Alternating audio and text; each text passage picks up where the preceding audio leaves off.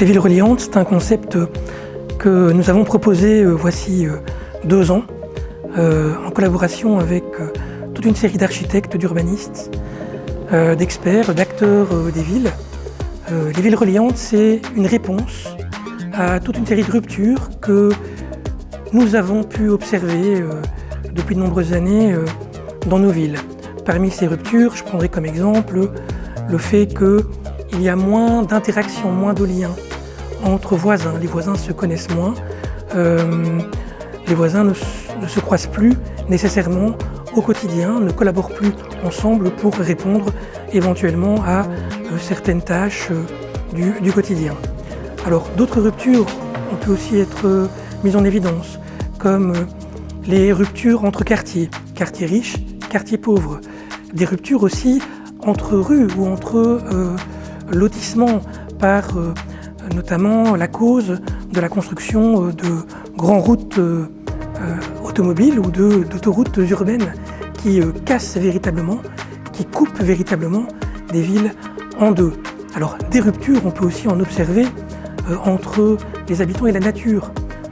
Durant le XXe siècle, le modèle des villes modernes a surtout préconisé la minéralisation des villes, c'est-à-dire de pouvoir sortir la nature de la ville étant principalement construite en béton, en briques, en asphalte, et puis la nature étant plutôt spécialisée, étant plutôt concentrée, soit dans des grands parcs situés à l'intérieur de la ville, soit en dehors de la ville, là où la fonction agricole doit être implantée.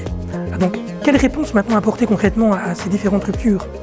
Eh bien, parmi celles-ci, on doit pouvoir repenser le bas des bâtiments, le bas des logements. Aujourd'hui, les rues ressemblent davantage à des parkings à ciel ouvert qu'à des lieux de vie. On doit pouvoir repenser les trottoirs, redonner envie aux habitants de retourner dans les rues pour aller à la rencontre des voisins, des usagers, des passants. Donc voilà un exemple, un autre exemple qui peut aussi répondre à ces ruptures et donc participer à la construction des villes reliantes, c'est revégétaliser les villes, revégétaliser nos rues. Exemple concret, des bacs potagers, la végétalisation des murs, des façades, le développement de potagers collectifs, que ce soit dans une partie de parc urbain ou encore sur des toitures. Donc ce sont des projets qui permettent de réintroduire la nature dans la ville, mais qui en même temps servent de prétexte pour amener les gens, faciliter les rencontres entre habitants.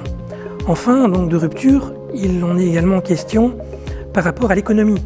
On peut constater une baisse de la vitalité commerciale dans les centres-villes, la fermeture de toute une série de commerces de proximité au profit de grandes surfaces, de centres commerciaux en périphérie des villes.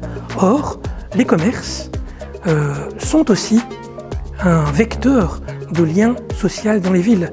Une enquête menée en France il y a quelques années démontre, par exemple, que les petits commerçants jouent un rôle de médiateur entre voisins. Et donc, il permet de faciliter les premières rencontres et les interactions entre des personnes qui ne se connaissent plus nécessairement.